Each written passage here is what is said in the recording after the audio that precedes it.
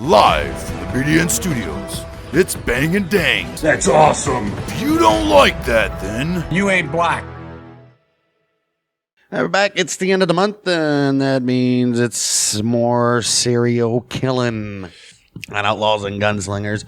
Fun fact. Fact fun. It is almost a year to the day since we started the serial killer series. Did our first episode February 27th, 2024. This one will be here in 26th. February 26th. And we only did maybe 2 or 3 well-known. We did, well, this is obviously going to be our most well-known that we've done so far. Our 1-year anniversary, so to speak, for Jeffrey Dahmer. The dumpster. This guy's been done to death, literally, so. Yep. He's part of the Big Five. Yeah. Basically. Yeah. Who do you think the Big Five are? Well, obviously him and Bundy. Geen, probably. Yeah. The BTK guy, probably. I don't know. The Night Stalker guy. Probably Richard Ramirez, yeah. Gacy, probably. Gacy and Chick, right? No. The Chick ain't part of it? No. She killed like 30 guys. Yeah. Nobody even knows her name. The most documented HH. of these guys are probably Dahmer, Bundy, Gacy, the big three. No, there's a lot on the Night Stalker guy. And the, recently there's been a lot on BTK, but I mean, he didn't get caught till 2000 something, so. Right. But yeah, Jeffrey Dahmer. I'm sure you guys have all seen the little Netflix show and all that stuff, but hey, what are you going to do? He's a serial killer, sex offender, dismembered and killed 17 men and boys between 78 and 91, which many of these murders involved necrophilia, cannibalism, and the permanent preservation of body parts. Yeah, he tried to keep some, he did, but a lot of them didn't work so well for him. Bleaching them and all sorts of sick shit. Yeah. In a freaking apartment complex. Yeah. Yeah. This guy, crazy. He was born May 21st, 1960 in Milwaukee, Wisconsin, who was the first of 2 sons to Lionel Herbert Dahmer, who was a Marquette University chemistry student, then later a research chemist, and Joyce Annette Dahmer. Her original last name was Flint. She was a teletype machine instructor. Lionel was of German and Welsh ancestry, and Joyce, Norwegian and Irish. It's a hell of a cocktail right there. Yeah. There's sources that say that Dahmer was deprived of attention as an infant. Other sources, they suggest that Dahmer was generally doted upon as an infant and toddler by both parents. So which one was it? Although his mother is known to be tense, greedy for both attention and pity, argumentative with her husband and their neighbors. It's always back to the mom, huh? Right. Something going on there. As Dahmer entered the 1st grade, Lionel's studies kept him away from home much of the time. When he was at home, his wife, a hypochondriac who suffered from depression, demanded constant attention and spent an increasing amount of time in bed. On one occasion, she attempted suicide using Equinil. Ooh. Neither parent devoted much time to their son, who later recollected that from an early age he felt unsure of the solidity of the family, recalling extreme tension and numerous arguments between his parents during his early years. Dahmer, he had been energetic and happy, but became notably subdued after undergoing double hernia surgeries shortly before his 4th birthday. Jeez. How are you getting a hernia surgery on his 4th birthday? Holy shit. When he was in elementary school, Dahmer, he was regarded as a quiet and timid young man. One teacher recollected she detected early signs of abandonment due to his father's absence and mother's illness, the symptoms of which increased when she became pregnant with her 2nd child. When enough would she get pregnant? Dahmer had a small number of friends while he was in elementary school as well. I mean, you really don't have that many friends in elementary school, right? Well, the whole class, well, basically. Right.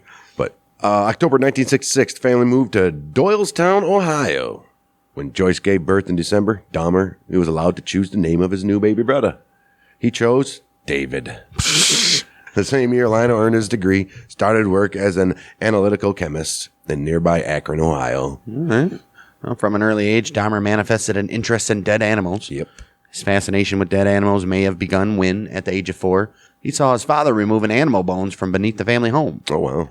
According to Lionel, Dahmer was oddly thrilled by the sound the bones made and became preoccupied with animal bones, which he initially called his fiddlesticks. Oh, my fiddlesticks. He occasionally searched beneath and around the family home for additional bones. He was like, there gotta be more. There gotta be more around here. Oh, yeah.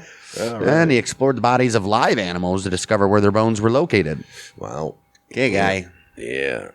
May of 1968, the family moved to Bath Township in Summit County, Ohio. This address was the third in 2 years. Dahmer's sixth address since marriage. The whole family, Dahmers. Right. The home stood in 1.5 acres of woodland. Oh, that's cool. Well, it's With good for old Jeffrey. Right. With a small hut. Yeah, he began collecting large insects and kept skeletons of small animals there, such as chipmunks and squirrels.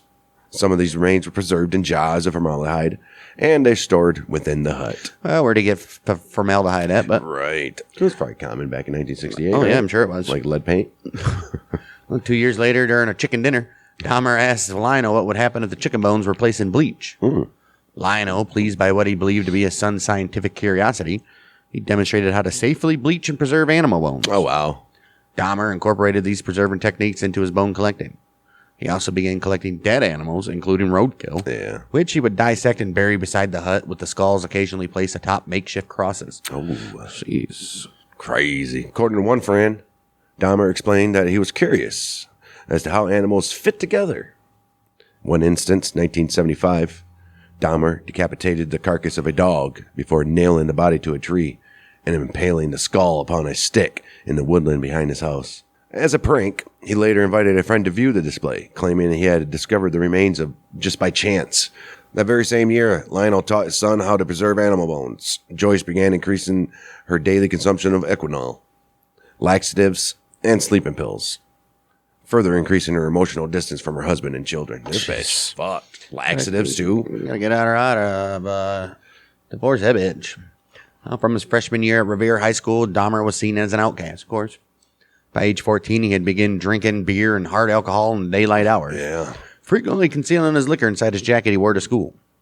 When a classmate asked why he was drinking scotch in a morning history class, Dahmer shrugged and said, "Alcohol is my medicine." You want to know what I'd do if I didn't have this? Although largely uncommunicative, in his freshman year, Dahmer was seen by staff as polite and highly intelligent, but earned only average grades. He didn't care. He was competitive. He was a competitive tennis player, though, and played briefly on the high school band. Oh, look at this guy. Somewhat social.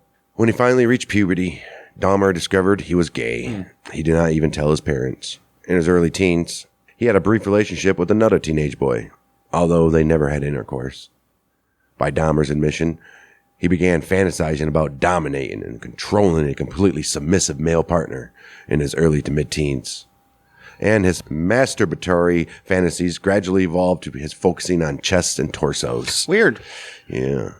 These fantasies gradually became intertwined with dissection. Ooh.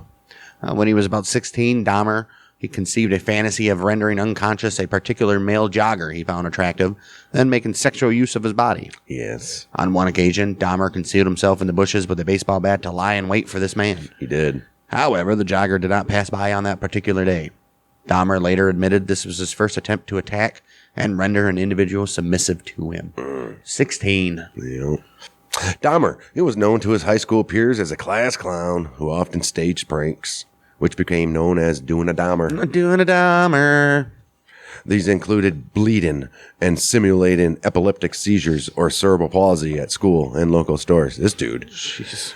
Occasionally, Dahmer would perform these antics for money to purchase alcohol.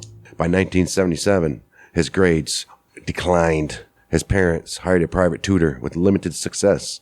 The very same year, in an attempt to save their marriage, his parents attended counseling sessions Well, that's as well. probably what ultimately ended it. Well, they continued to quarrel frequently. When Lionel discovered Joyce had engaged in a brief affair in September of 77, they decided to divorce. Enough. She get an affair. She can't even get out of bed. And they told their sons they wished to do so amicably. Okay. Amicably. The process of their divorce soon became increasingly bitter and acrimonious. It usually does. And Lionel moved out of the house in early 78, temporarily residing in a motel on North Cleveland Massillon Road. Okay. May 78, Dahmer graduated from high school. A few weeks before that, though, one of his teachers observed him sitting close to the school parking lot, drinking several cans of beer. Hey, what are you going to do? He's 18. He's allowed to. 78? I don't think so. Of course. When did it change? Yeah, it changed in like 74 or 5 Nope. to 21. Nope. When? Like 79? In the 80s, man. Was it 80s? Like 81? When a teacher threatened to report the matter, Dahmer informed him he was experiencing a lot of problems at home and that the school's guidance counselor was aware of them. The teacher's like, carry on. Proceed. That very spring, Joyce, contrary to a court order and without informing Lionel, said, guess what? We're moving. We're taking your little brother David and we're going to live with relatives in Chippewa Falls, Wisconsin. Dahmer just turned 18 and he remained in the family home. He said, I'm staying behind, buds. Dahmer's parents' divorce was finalized on the 24th of July, 1978. Joyce was awarded custody of their younger son and alimony payments from their daddy. So dumb. Well, Dahmer, he committed his first murder in 1978, 3 weeks after his graduation. June 18th, Dahmer picked up a hitchhiker named Stephen Mark Hicks, who was also 18 years old. He lured Hicks to his house on the pretext of drinking. Hicks, who had been hitchhiking to a rock concert at Chippewa Lake Park, Ohio, agreed to accompany Dahmer to his house on the promise of a few beers with Dahmer as he had the house to himself. Oh, yeah, I'll drink a few, man, but I gotta get to the concert. Pre-game, buddy. According to Dahmer, the sight of the bare-chested Hicks standing at the roadside stirred his sexual feelings. Although, when Hicks began talking about girls, he knew any sexual passes he made would be rebuffed. After several hours of talking, drinking, and listening to music, Hicks says Hicks wanted to leave, and I didn't want him to leave, Dahmer said. So, Dahmer bludgeoned Hicks with a 10-pound dumbbell. He later stated he struck Hicks twice from behind with the dumbbell as Hicks sat up in a chair. Oh, dude. Jeez. Well, when Hicks fell unconscious, Dahmer strangled him with the bar of the dumbbell, then stripped the clothes from Hicks's body before exploring his chest with his hands, then masturbating as he stood above the corpse. Oh, my. Hours later, Dahmer dragged the body to the basement.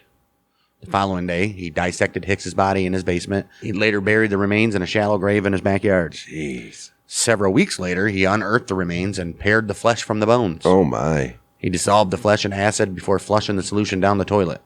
He then crushed the bones with a sledgehammer and scattered them in the woodland behind the family home. Wow. He then threw Hicks's necklace and the knife used to dismember him from the West Bath Road Bridge onto the Cuyahoga River.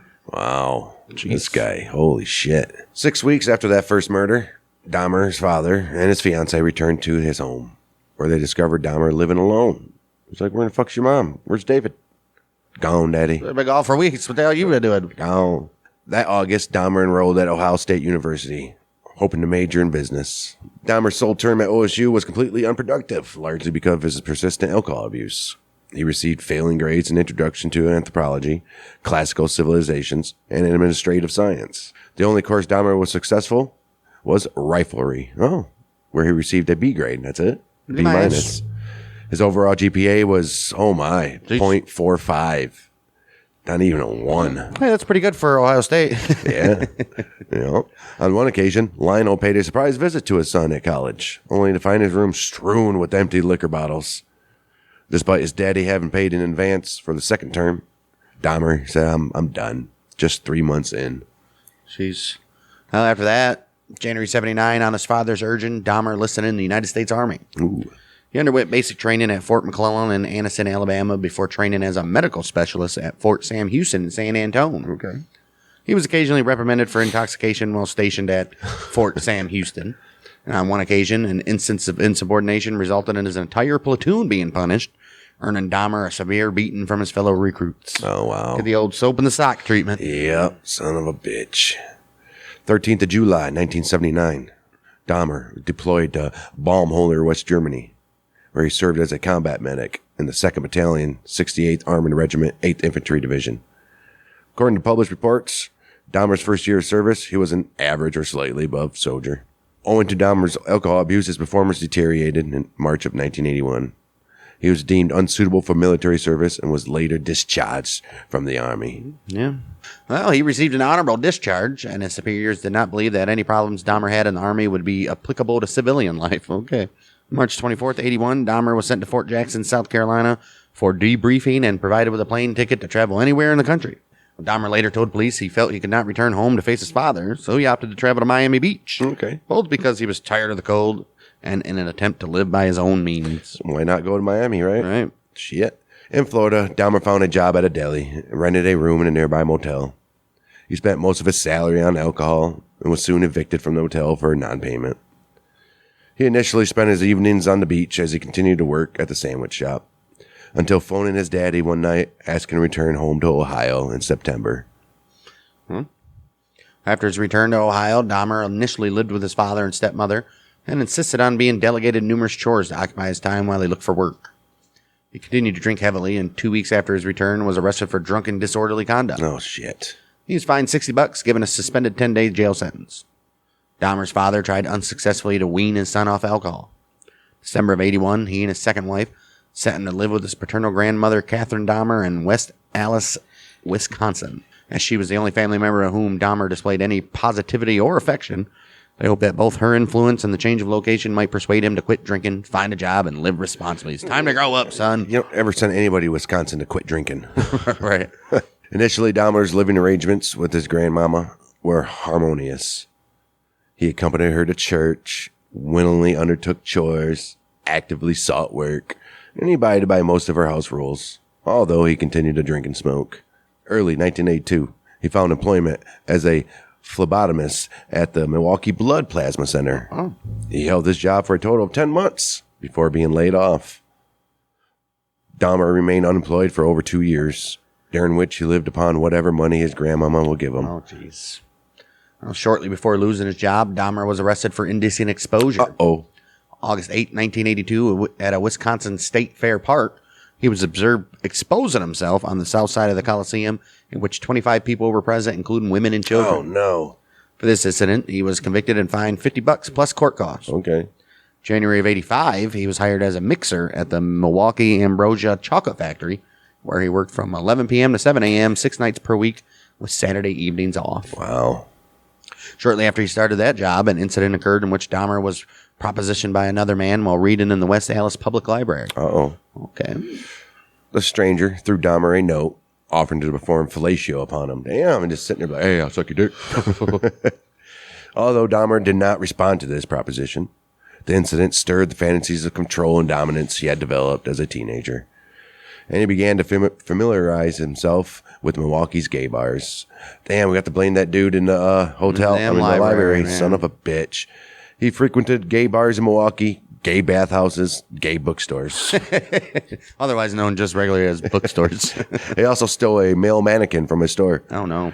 which he briefly used for sexual stimulation until his grandmother discovered the item stowed in a closet and demanded that he discard it. She's like, what in the hell are you doing, Jeffrey? Jeez, by late 1985, Dahmer had begun to regularly frequent the bathhouses, which he later described as being relaxing places. But during his sexual encounters, he became frustrated as partners moving during the act. He said, don't move. Right. Oh, jeez. Following his arrest, he stated, I trained myself to view people as objects of pleasure instead of people. Oh, wow. For this reason, beginning in June of 1986, he administered sleeping pills to his partners, giving them liquor laced with sedatives. He then waited for his partner to fall asleep before performing various sexual acts. He just wanted them to lay there. Right. Don't do nothing like they're dead. Weird. To maintain an adequate supply of this medication, Dahmer informed doctors he worked nights and required the tablets to adjust to that schedule.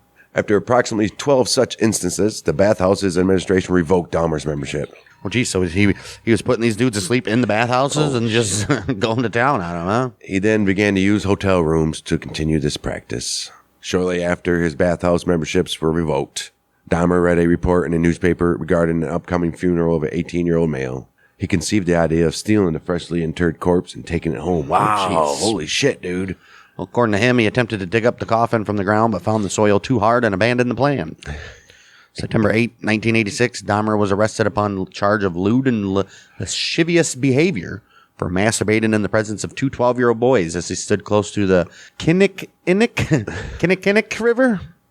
He initially claimed he had merely been urinated, unaware there were witnesses, but soon admitted the offense. Oh, wow. Well, the charge was changed to disorderly conduct, and March 10, 1987, he was sentenced to 1-year probation with additional instruction to undergo counseling. 20th November, 1987. At the time, still residing with his grandmother, Dahmer encountered a 25-year-old man from Ontonagon, Michigan, named Stephen Tuami. He met him at a bar, persuaded him to return to the Ambassador Hotel in Milwaukee, where Dahmer had rented a room for the evening.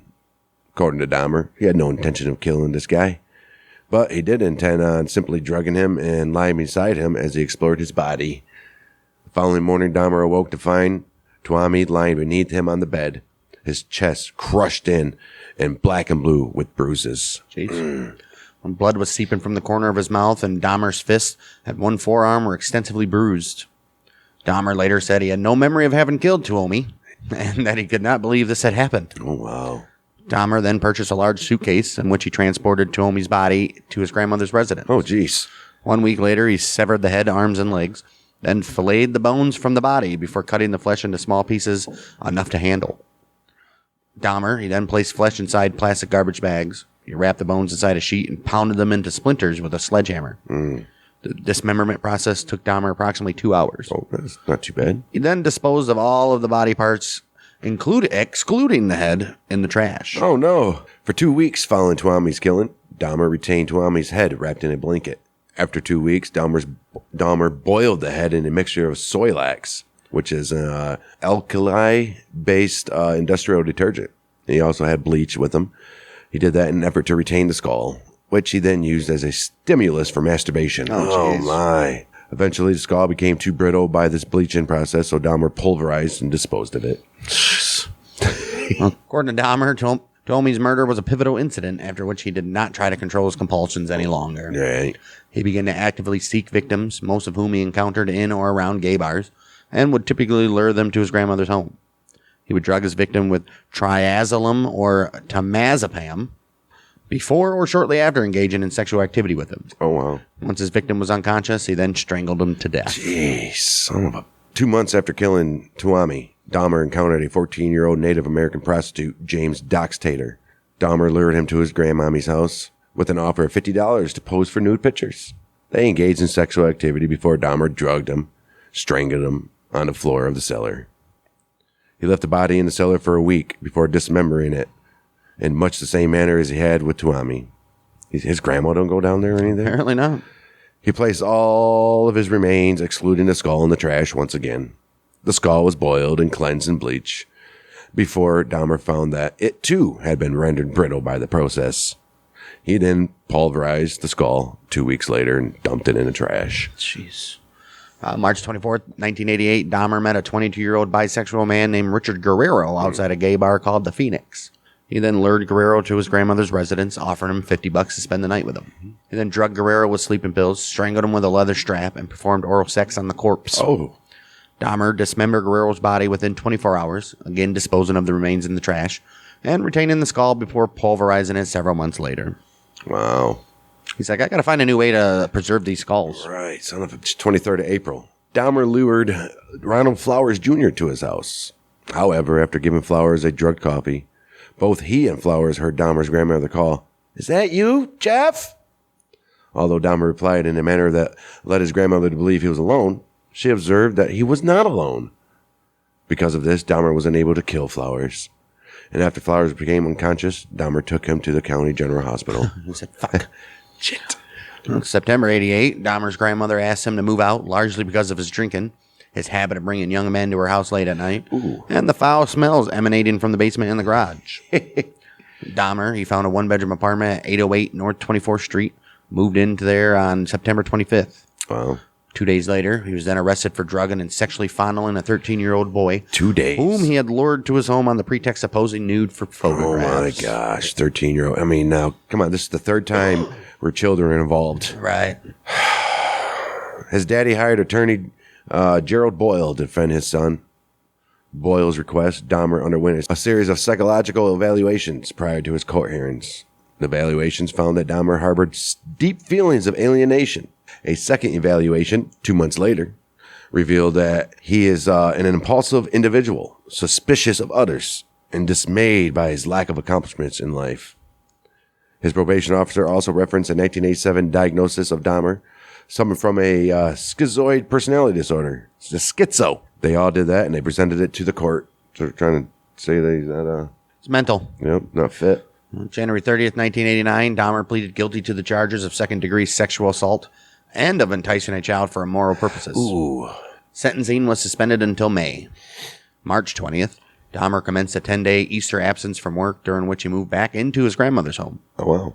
2 months after his conviction and 2 months prior to his sentencing, Dahmer, he then murdered his fifth victim, a 24-year-old mixed-race aspiring model, Anthony Sears. Son of a bitch. Whom he met at a gay bar March 25th, 1989.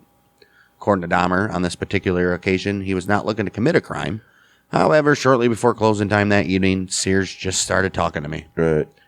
Dahmer lured Sears to his grandmother's home where the pair engaged in oral sex before Dahmer drugged and strangled him. Oh, wow. Jeez. The next morning, he placed a corpse in his grandmother's bathtub where he decapitated the body before attempting to flay the corpse. Jeez. He stripped the flesh from the body and pulverized the bones, which he disposed of in the trash as usual. According to Dahmer, he found Sears exceptionally attractive. And Sears was the first victim from whom he permanently retained any body parts. He preserved Sears' head and genitalia in acetone and stored them in a wooden box, which he later placed in his work locker. Oh, jeez. Oh, shit. Why is there a penis in your work locker? When he moved to a new address the following year, he took the remains there with him. Wow. May 23rd, 1989, Dahmer sentenced to 5 years probation and 1 year in the House of Correction, with work release permitted so he could keep his job. He was also required to register as a sex offender. Yeah, I bet. 2 months before his scheduled release, Dahmer was paroled from this regimen. His 5 years probation imposed in 1989 began at this point. He then was temporarily moved back to his grandmother's home in West Allis. On the 14th of May, 1990, he moved out of Grandmammy's house and he went into 924 North 25th Street, apartment 213. Although located in a high crime area, Dahmer's new apartment was close to his workplace. It was furnished, and it was only $300 per month, inclusive of all bills excluding electricity. It was economical for him. Within a week of moving to this new address, Dahmer killed his sixth victim, Raymond Smith, 32-year-old prostitute, whom Dahmer lured to his apartment with the promise of $50 for sex. Well, inside the apartment, he gave Smith a drink laced with 7 sleeping pills, then manually strangled him. The following day, Dahmer purchased a Polaroid camera, with which he took several pictures of Smith's body in suggestive positions before dismembering him in the bathroom. Wow. He boiled the legs, arms, and pelvis in a steel kettle with Soilax, which allowed him to rinse the bones in a sink. Dahmer dissolved the remainder of Smith's skeleton, excluding the skull, in a container filled with acid.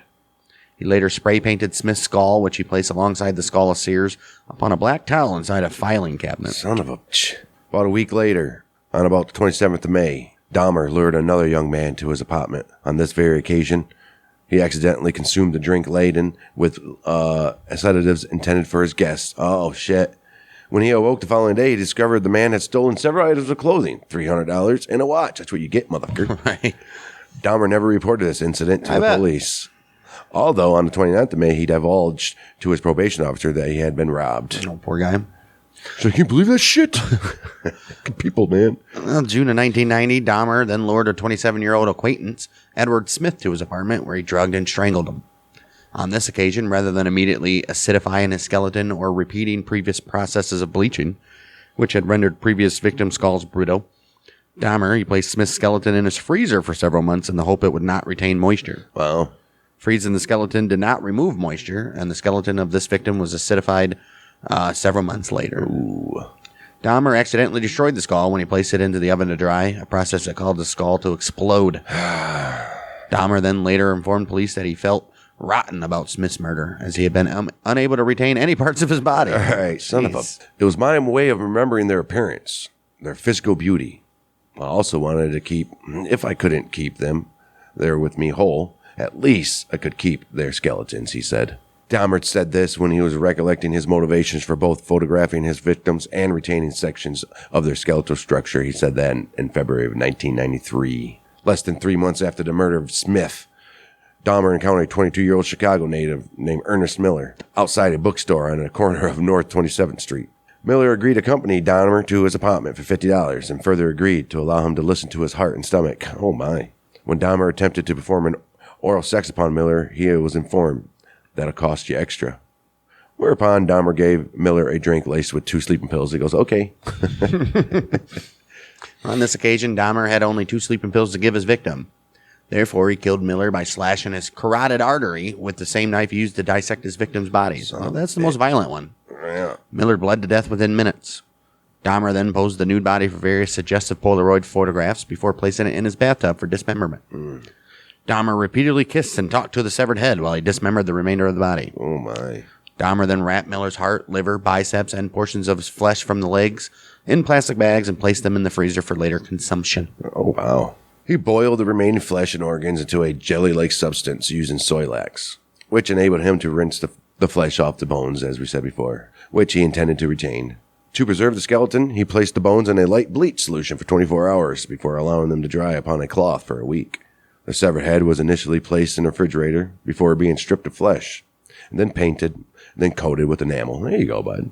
3 weeks after the murder of Miller, September 24th, Dahmer encountered a 22-year-old father of two named David Thomas at the Grand Avenue Mall. He persuaded him to return to his apartment for a few drinks with additional money on offer if he would pose for photographs. Wow. In his statement to the police after his arrest, Dahmer said that after giving Thomas a drink laden with sedatives, he did not feel attracted to him, but was afraid to allow him to awaken, fearing that he would be angry over having been drugged. Right.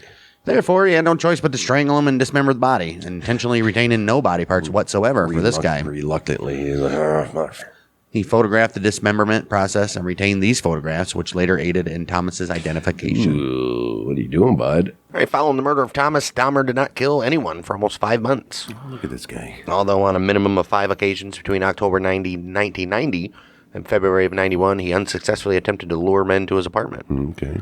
He regularly complained of feelings of both anxiety and depression to his probation officer throughout 90. Okay. With frequent references to his sexuality, his solitary lifestyle, financial difficulties, and shortly before Thanksgiving, his apprehension regarding meeting and facing his father and younger brother. Oh. On several occasions, Dahmer also referred to harboring suicidal thoughts. Oh. And he's still walking the streets. He's just mad because he can't get no victims right now. Right. The dude's going through withdrawals. Early 1991, February, Dahmer observed a 17-year-old named Curtis Strotter. He was standing by a bus stop near Marquette University. According to Dahmer, he lured Strotter into his apartment with an offer of money for posing for nude photos once again, with the added incentive of sexual intercourse. Dahmer drugged Strotter, cuffed his hands behind his back, strangling him to death with a leather strap. He then dismembered Strotter, retaining his skull, hands, and genitals, and photographing each stage of the dismemberment process. Oh. Okay, now he's happy again. All right. Less than 2 months later, April 7th, Dahmer encountered 19-year-old Errol Lindsay. He was walking to get a key cut. Dahmer, he lured Lindsay to his apartment where he drugged him, then drilled a hole in his skull through which he injected hydrochloric acid with a baster. Oh my gosh. Yeah, he starts doing this to make them zombies, pretty Holy much. shit. According to Dahmer, Lindsay awoke after this experiment, which Dahmer had conceived in the hope of inducing a permanent, unresistant, submissive state. Oh, wow. Lindsay woke saying, "I have a headache. What time is it?" In response to this, Dahmer again drugged Lindsay, then strangled him. He decapitated Lindsay and retained his skull. Wait, how the hell the hydrochloric acid didn't eat his brain? I don't know. He then flayed Lindsay's body, placing the skin in a solution of cold water and salt for several weeks, in the hope of permanently retaining it. Oh, wow. Reluctantly, he disposed of Lindsay's skin when he noted it had become too frayed and brittle. He just can't get that right. Formaldehyde, jeez. He just can't get it right. By 1991, fellow residents of the Oxford apartments had repeatedly complained to the building's manager, Sopa Princeville, of foul smells emanating from apartment 213, in addition to the sounds of falling objects and the occasional sound of a chainsaw. I was running a chainsaw in your apartment. Princeville contacted Dahmer in response to these complaints on several occasions. Although he initially excused the odors emanating from his apartment as being caused by his freezer breaking, causing the contents to become spoiled. On later occasions, he informed Princeville that the reason for the resurgence of the odor was that several of his tropical fish had recently died, and that he would take care of the matter himself. Your shit stank, bro. Oh, May 24th, 1991, Dahmer encountered 31-year-old aspiring model. You're 31, guy. Give it up. Right. Tony Hughes at a nightclub. He was lured to Dahmer's apartment with an offer of money to pose for photographs. Absolutely. Hughes then drugged into unconsciousness before Dahmer injected hydrochloric acid into his skull. Man. Although on this occasion, the drilling and injection proved fatal. Oh. He's trying to pretty much Keep him alive. brain dead them so they Right. can't do anything, but so he can bang them, basically. Do whatever he wants to the body while they're still alive, though. Right. In the afternoon, May 26, 1991, Dahmer encountered a 14-year-old Lao teenager. What's a Lao teenager? From Laos. Laotian. You're from the ocean. Laotian. His name was Konarak Sampone. He did that on Wisconsin Avenue. Unknown to Dahmer, Conorak was the younger brother of the boy he had molested in 1988. And got those charges on, remember? Damn. Dahmer offered him money to accompany him to his apartment to pose for Polaroid pictures. According to Dahmer, Conorak was initially reluctant to the proposal before changing his mind and accompanying him to his apartment, where he posed for 2 pictures in his underwear before Dahmer drugged him into unconsciousness and then performed oral sex on him. How do you perform? Never mind. I don't want to know. Well, before Conorak fell unconscious, Dahmer led the boy into his bedroom, where the body of Tony Hughes, whom Dahmer had killed 3 days earlier, lay naked on the floor. Oh, wow. According to Dahmer, he said he believed he saw the body, Right. yet did not react to seeing the bloated corpse, likely because of the effects of the sleeping pills he had ingested. On this occasion, Dahmer drilled a single narrow hole into the crown of Synthesampone's skull, through which he injected hydrochloric acid into the frontal lobe. Jeez.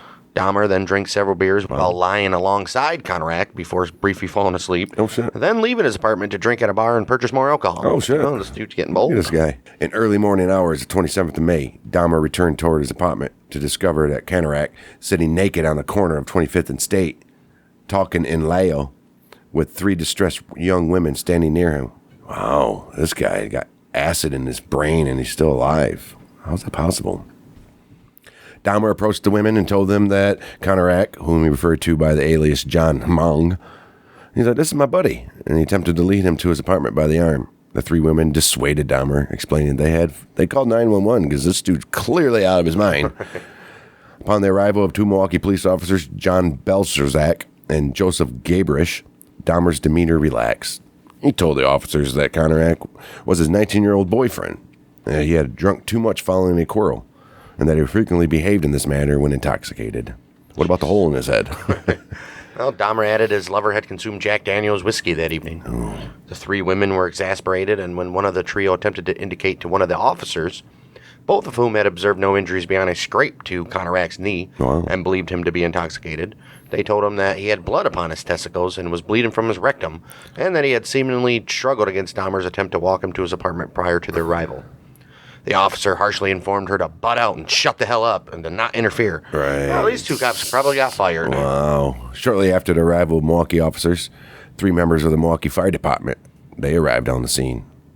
These individuals also examined Conorak for injuries and provided a yellow blanket for the police officers to cover him with. One of the 3 believed that Conorak needed treatment, but the police officers directed the fire department personnel. He said, "We got it from here, boys." We just don't want to do no paperwork. Right. Shortly thereafter, Officer Richard Perubkin arrived at the scene. He and Gabrish, followed by Balserzak, escorted Dahmer and Conorak to Dahmer's apartment, as Dahmer repeatedly commented on the general crime in the neighborhood and of his appreciation of the police. He was like, "Thank you guys, man. This is getting bad out here. You guys are, stepping up your efforts." Right. Thank you. Well, inside his apartment, and in an effort to verify his claim that he and Conorak were lovers, Dahmer showed the officers the 2 semi-nude Polaroid pictures he had taken of them the previous evening. Though Balzerzak said he smelled nothing unusual, Gabrish later stated he noted a strange scent reminiscent of excrement inside the apartment. Oh, a lot of butt sex. It's going to stink. This odor emanated from the decomposing body of Hughes. I bet. These guys don't know what a decomposing body smells like? Like, really? Well, Dahmer stated that to investigate this odor, one of the officers simply peeked his head around the bedroom but really didn't take a good look. The officers then left with the departing remark that Dahmer take good care of Conorak. Right. This incident was listed by the officers as a domestic dispute. No shit. Upon the departure of the 3 officers from his apartment, Dahmer again injected hydrochloric acid into Conorak's brain. The second injection proved fatal. Yeah, I bet it did. The following day, 28th of May, Dahmer took a day's leave from work to devote himself to the dismemberment of the bodies of Conorak and Hughes. He retained both victims' skulls. June 30th, Dahmer traveled to Chicago, where he encountered a 20-year-old named Matt Turner at a bus station. Okay. Turner accepted Dahmer's offer to travel to Milwaukee for a professional photo shoot. At the apartment, Dahmer, obviously, drugged, strangled, dismembered Turner, placed his head and internal organs in separate plastic bags in the freezer. Turner was not reported missing ever. I bet. Wow. Nobody cared about him, apparently. 5 days later, July 5th, Dahmer, hungover from the fireworks from the night before, he lured a 23-year-old Jeremiah Weinberger from a Chicago bar to his apartment on the promise of spending the weekend with him. He drugged him twice, injected boiling water in through his skull. Holy shit. sending him into a coma from which he died 2 days later. He later recalled Weinberger's death to be exceptional, as he was the only victim who died with his eyes open. He kept Weinberger's decapitated body in the bathtub for a week before dismembering. His torso was placed in the 57-gallon drum that he had. On July 15th, Dahmer then encountered 24-year-old Oliver Lacey at the corner of 27th and Kilbourne. Lacey agreed to Dahmer's ruse of posing nude for photographs, then accompanied him to his apartment where the pair engaged in tentative sexual activity before Dahmer drugged him. And this dude's getting his rocks off constantly, man. Oh. Look at him. On this occasion, Dahmer intended to prolong the time he spent with Lacey while alive. Oh. After unsuccessfully attempting to render him unconscious with chloroform, he phoned his workplace to request a day's absence. This was granted, although the next day he was suspended. He said, dude, you're calling it a little bit too much. Right. After strangling Lacey, Dahmer had sex with the corpse before dismembering him. He placed Lacey's head and heart in the refrigerator, his skeleton in the freezer. Jeez. How big is this freezer? Holy shit. 4 days later, on July 19th, Dahmer received word that he was dismissed. Well, you got all the free time to kill as much as you want now, buddy. Upon receipt of the news, Dahmer lured 25-year-old Joseph Bradhoft to his apartment. Joseph was strangled, left lying on Dahmer's bed, covered with a sheet for 2 days. 21st of July, Dahmer removed the sheet to find the head covered in maggots. He decapitated the body, cleaned the head, and placed it in the refrigerator. He later acidified Joseph's torso, along with those of the 2 other victims killed within the previous month. July 22nd, 91, he approached 3 men with an offer of $100 to accompany him to his apartment to pose nude, drink beer, and simply keep him company. Okay. One of the trio, 32-year-old Tracy Edwards, agreed to accompany him to his apartment. Upon entering the apartment, Edwards noted a foul odor and several boxes of hydrochloric acid on the floor, which Dahmer claimed to use for cleaning bricks. All right. After some minor conversation, Edwards responded to Dahmer's request to turn his head and view his tropical fish, whereupon Dahmer placed a handcuff upon his wrist. No. Who else was doing handcuffs? Was that Gacy? No, it was Dean Coral. Yes. He would trick him into putting the handcuffs on. Right. When Edwards... I think Gacy did it. Right. Because Coral did it. Right, that's right. When Edwards asked, "What's happening?" Dahmer unsuccessfully attempted to cuff his wrists together, and then told Edwards to accompany him to the bedroom to pose for nude pictures. While inside the bedroom, Edwards noted nude male posters on the wall, and that a videotape of The Exorcist 3 was playing, the worst exorcist there is. All right. He also noted a blue 57-gallon drum in the corner, from which a strong odor emanated. I'm guessing he got out alive. Well, Dahmer then brandished a knife and informed Edwards he intended to take nude pictures of him or else. Oh. In an attempt to appease Dahmer, Edwards unbuttoned his shirt, saying he would allow him to do so if he would remove the handcuffs and put the knife away. In response to this promise, Dahmer simply turned his attention towards the TV. Edwards observed Dahmer rocking back and forth and chanting before turning his attention back to him. He placed his head on Edwards' chest, listened to his heartbeat, and with the knife pressed against his intended victim, informed Edwards he intended to eat his heart. Oh. Jeez. Wow. In continuous attempts to prevent Dahmer from attacking him, Edwards repeated that he was Dahmer's friend. I was like, buddy, I'm your friend. And that he was not going to run away. Edwards had decided he was going to either jump from a window or run through the unlocked front door upon the next available opportunity. When Edwards next stated he needed to use the bathroom, he asked if they could sit with a beer in the living room where there was air conditioning. Dahmer consented, and the pair walked to the living room when Edwards exited the bathroom. He's like, see now, bud, that's all I wanted to do, man. Well, inside that living room, Edwards waited until he observed Dahmer have a momentary lapse of concentration before requesting to use the bathroom again. When Edwards rose from the couch, he noted Dahmer was not holding the handcuffs, whereupon Edwards punched him in the face, knocking Dahmer off balance and ran out the front door. No shit. 11:30 p.m., July 22nd, Edwards flagged down 2 Milwaukee police officers, Robert Roth and Rolf Mueller, Fantastic. and they were at the corner of North 25th. The officers noted Edwards had a handcuff attached to his wrist, whereupon he explained to the officers that a freak had placed the handcuffs upon him and asked if the police could remove them. Oh. I'm like, wait a minute. They probably like, wait a minute, buddy. Are you sure you didn't escape from the cops? Right. When the officers' handcuff keys failed to fit the brand of the handcuffs, Edwards agreed to accompany the officers to the apartment where Edwards stated he had spent the previous 5 hours before escaping. When the officers and Edwards arrived at apartment 213, Dahmer invited the trio inside and acknowledged he had placed handcuffs upon Edwards. He's like, yeah, we're like a little rough. Although he offered no explanation as to why he had done so. Oh, okay. At this point, Edwards divulged to the officers that Dahmer had also brandished a large knife upon him that this had happened in the bedroom. Uh-oh. Oh. Dahmer made no comment to this revelation, indicating to one of the officers, Mueller, that the key to the handcuffs was in his bedside dresser. As Mueller entered the bedroom, Dahmer attempted to pass Mueller to retrieve the key himself, whereupon the second officer present, who was Roth, informed him to back off. Right. Once in the bedroom, Mueller noted there was a large knife beneath the bed. Oh, man. He saw an open drawer that, upon a closer inspection, contained scores of Polaroid pictures, Oh, wow. many of which were of human bodies in various stages of Oh, dismemberment. no. Mueller noted the decor indicated they had been taken in the same apartment in which they were standing. He then walked into the living room to show them to his partner, uttering the words, "These are for real." Oh, wow. Damn.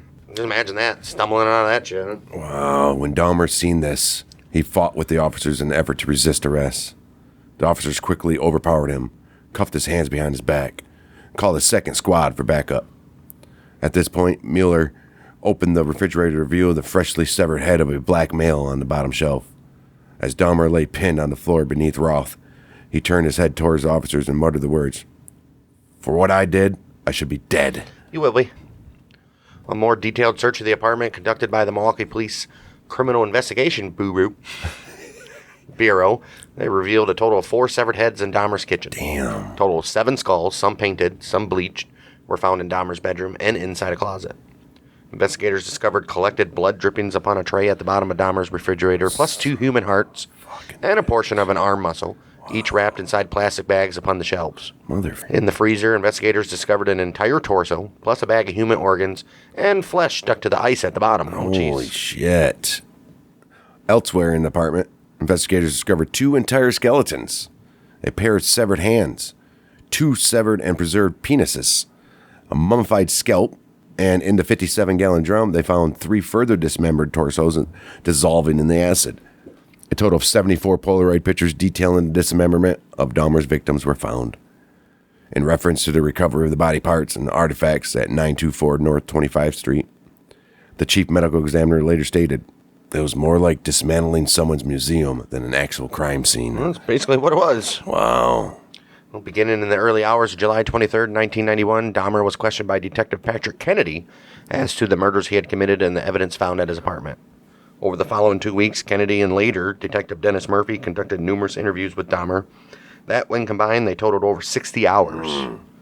Dahmer waived his right to have a lawyer present throughout his interrogations, adding he wished to confess all as he had created this horror, and it only makes sense I do everything to put an end to it. You ain't kidding, bud. You son of a... Wow. He readily admitted to having murdered 16 young men in Wisconsin since 1987, with one further victim, Stephen Hicks, and he killed him in Ohio in 1978. Most of Dahmer's victims had been rendered unconscious prior to the murder, although some had died as a result of having acid or boiling water injected into their brain. As he had no memory of the killing of his second victim, Stephen Tuomi, he was unsure whether he was unconscious when beaten to death, although he did concede it was possible that his viewing the exposed chest of Tuomi while in a drunken stupor may have led him to unsuccessfully attempt to tear Tuomi's heart from his chest. Holy shit. Almost all the murders Dahmer committed after moving into the Oxford apartments had involved a ritual of posing the victim's bodies in suggestive positions, typically with the chest thrust outwards prior to dismembering. He loved chests. Dahmer readily admitted to engaging in necrophilia with several of his victims' bodies, You don't have to go that far, buddy. including performing sexual acts with their viscera. As he just like the guts and shit. As he dismembered their bodies in his bathtub. Having noted that much of the blood pooled inside his victim's chest after death, Dahmer first removed their internal organs, then suspended the torso so the blood drained into his tub, before dicing any organs he did not wish to retain and paring the flesh from the body. The bones he wished to dispose of were pulverized or acidified, with soilax and bleach solutions used to aid in the preservation of the skeletons and skulls he wished to keep. Dahmer confessed to having consumed the hearts, liver, biceps, and portions of thigh of 3 victims he had killed at the Oxford apartments, which were Raymond Smith, Ernest Miller, and Oliver Lacey. And he admitted to having retained the flesh and organs of other victims for intended consumption. Typically, he was waiting for Super Bowl. That's a good little... You got fucking Sliders. little sliders. Typically, Dahmer would tenderize the body parts he intended to consume prior to preparing meals, flavored with various condiments.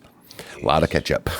Referencing his reasons for consuming his victims, Dahmer stated he had initially consumed portions of his victims due to curiosity, before adding, I suppose in an odd way it made me feel they were even more a permanent part of me. Oh, well, for a minute. Describing the increase in his heart rate.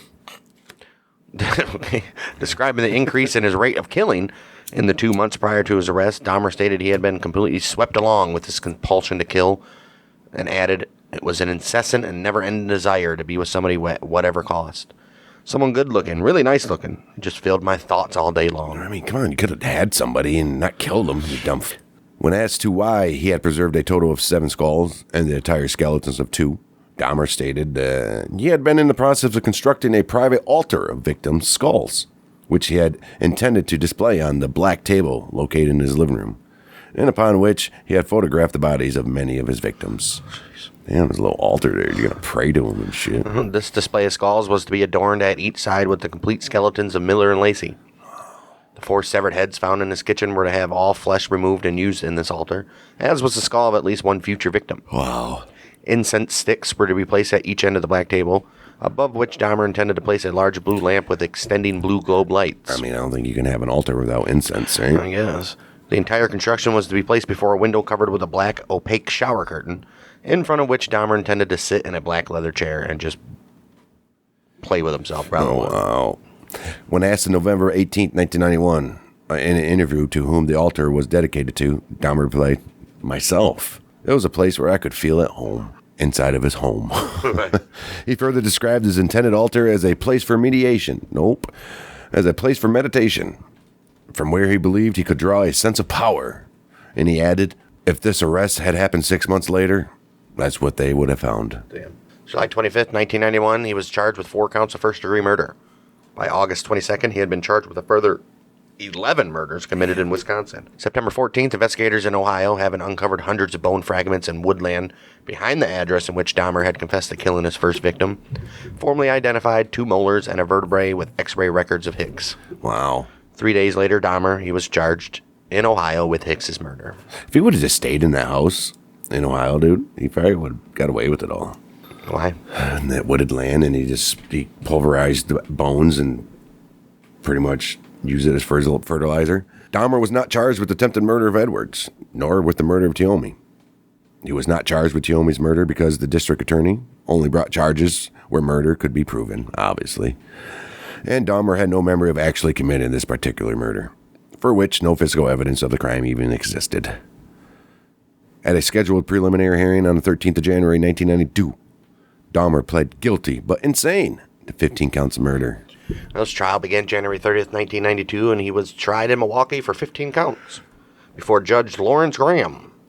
By pleading guilty January 13th to the charges brought against him, Dahmer had waived his rights to a trial to establish guilt, as defined in Wisconsin law. Right. Attorneys at Dahmer's trial debated whether he suffered from either a mental or personality disorder. The prosecution claimed that any disorders did not deprive Dahmer of the ability to appreciate the criminality of his conduct. He knew what he was doing. Or to deprive him of the ability to resist his impulses. Right. The defense argued that Dahmer suffered from a mental disease and was driven by obsessions and impulses he was unable to control. Maybe. Very possible. Defense experts argued that Dahmer was insane due to the necrophilic drive, his compulsion to have sexual encounters with dead people. Defense expert Fred Berlin testified that Dahmer was unable to confirm his conduct at the time, that he committed the crimes due to his paraphilia, or more specifically, necrophilia. And Judith Becker, a professor of psychiatry and psychology, was the second expert witness for the defense. Becker diagnosed Dahmer as a necrophiliac, although she added that Dahmer had informed her he preferred comatose sexual partners to deceased ones 75% of the time. The final defense expert to testify, who was forensic psychiatrist Carl Wallstrom, he diagnosed Dahmer with necrophilia, borderline personality disorder, schizotypal personality disorder, alcohol dependence, and a psychotic disorder. Alcohol dependence is a... Yes, it is. Okay. It's a disease. Yep. February 8th, Fred Fosdale, he testified on behalf of the prosecution. He testified to his belief that Dahmer was without mental disease or defect at the time he committed the murders. He described him as a calculating and cunning individual, able to differentiate between right and wrong, Yes. with the ability to control his actions. Definitely. And whose lust overpowered his morals. Yes. Yeah, probably. Yes. Wow. Although Fosdale did not state his belief that Dahmer was Although Fosdale did state his belief that Dahmer was a paraphiliac, his conclusion was that Dahmer was not a sadist. The second and final witness to appear for the prosecution, forensic psychiatrist Park Dietz, began his testimony on the 12th of February. Dietz testified that he did not believe that Dahmer had any form of mental disease or defect at the time he committed the crimes, stating that Dahmer went to great lengths to be alone with his victim and to have no witnesses. He explained there was ample evidence that Dahmer prepared in advance for each murder. He did. And therefore his crimes were not impulsive. That's true. Although Dietz did concede any acquisition of a paraphilia was not a matter of personal choice, he stated his belief that Dahmer's habit of becoming intoxicated prior to committing each of the murders was significant. He said if he had an impulse to kill or a compulsion to kill, he wouldn't have to drink alcohol to overcome it. Right. He only has to drink alcohol to overcome it because he is inhibited against killing. Exactly. Right. After he does his shit, he's like, well, I got to kill his mother. Right. He also noted that Dahmer strongly identified with the villains of The Exorcist 3 and The Return of the Jedi, particularly the level of power held by these characters. Expounding on the significance of these movies on Dahmer's psyche and many of the murders committed at the Oxford apartments, Oxford Strong Baby, Dietz explained that Dahmer occasionally viewed scenes from these films before searching for a victim. He also diagnosed Dahmer with substance use disorder, paraphilia, and schizophrenic. Forensic psychiatrist George Palermo and clinical psychologist Samuel Friedman, they testified about Dahmer's pathology independently of either prosecution or defense. Palermo stated Dahmer was motivated to commit murder by a pent-up aggression within himself. He killed those men because he wanted to kill the source of his homosexual attraction to them. Okay. And killing them, he killed what he hated in himself. I don't think he hated it. No. Palermo concluded that Dahmer had a severe mixed personality disorder with antisocial, obsessive-compulsive, sadistic, fetishistic, and borderline and necrophilic features, but otherwise legally sane. All right. I don't understand that much. All right, yeah, makes sense.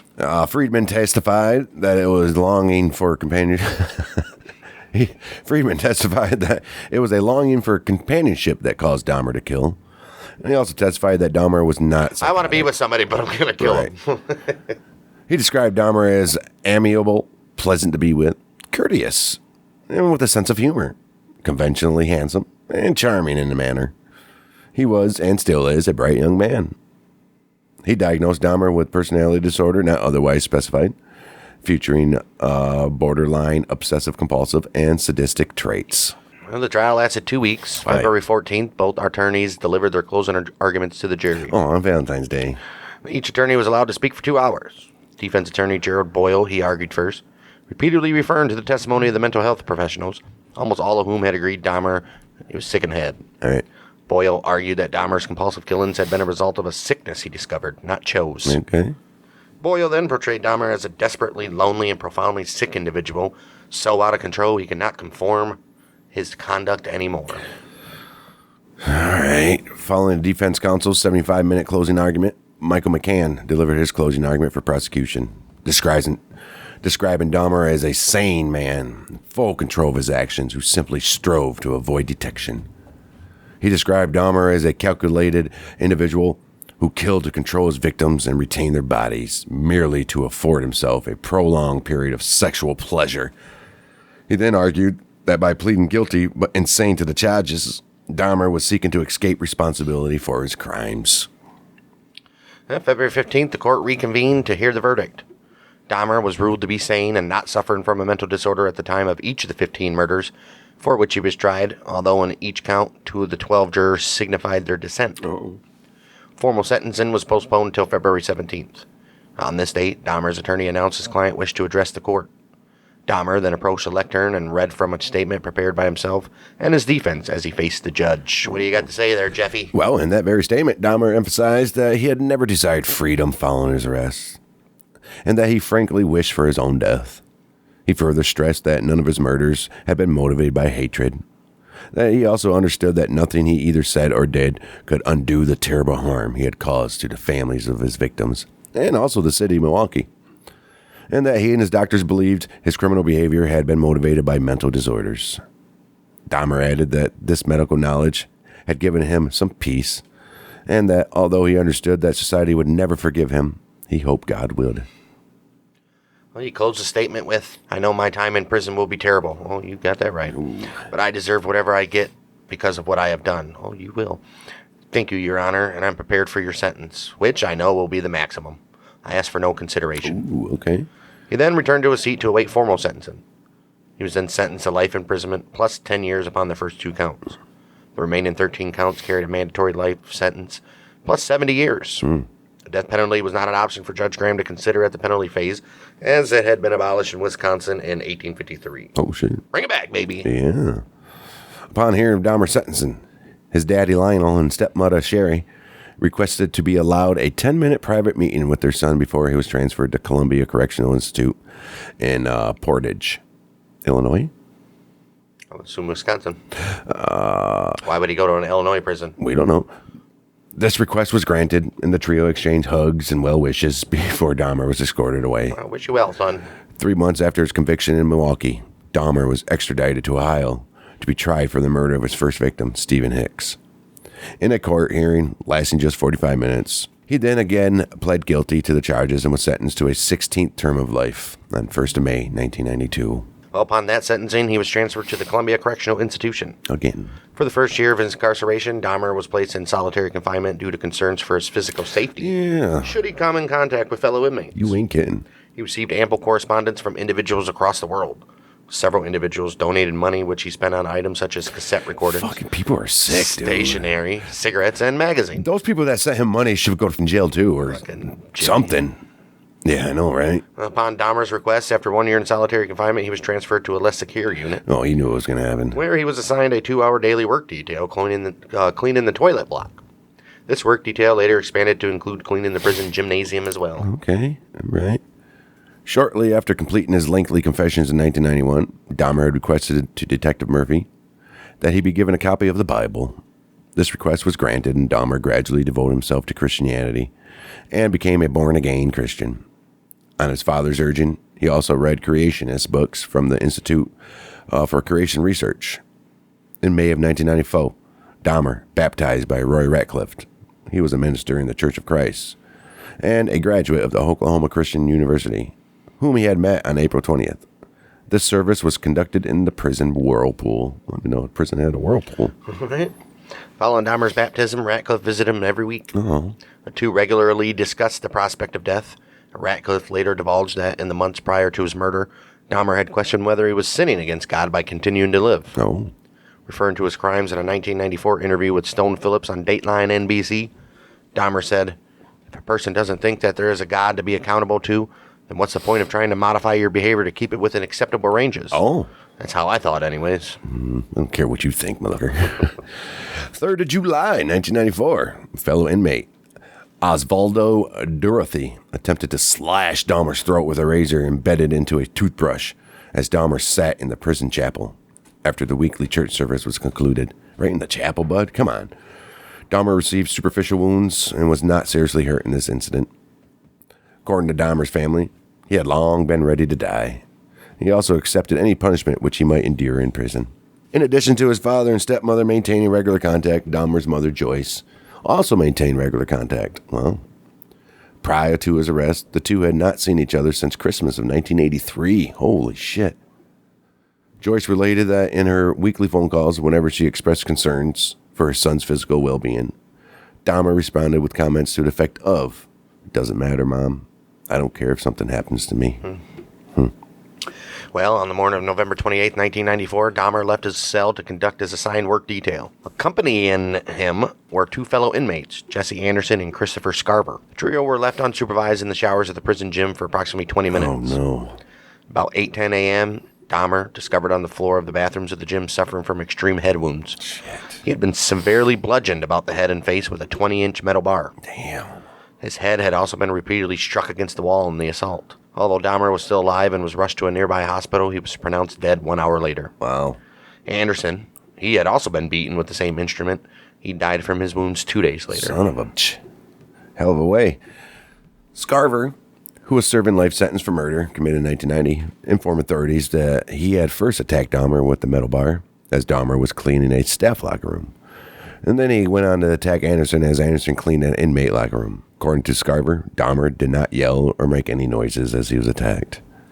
Immediately after attacking both men, Scarver, who was thought to be a schizo as well, returned to his cell and informed the prison guard. God told me to do it. Jesse Anderson, Jeffrey Dahmer, dead. Scarver was adamant he had not planned the attacks in advance, although he later divulged to investigators he had concealed the 20-inch iron bar used to kill both men in his clothing shortly before the killings. So he did. Upon learning of his death, Dahmer's mother, Joyce, responded angrily to the media. Now is everybody happy? Now that he's bludgeoned to death? Is that good enough for everybody? Yes. No, actually, it's not. Right. It should have got worse. The response of the families of Dahmer's victims was mixed. Some celebrated the news, while others were saddened. Right.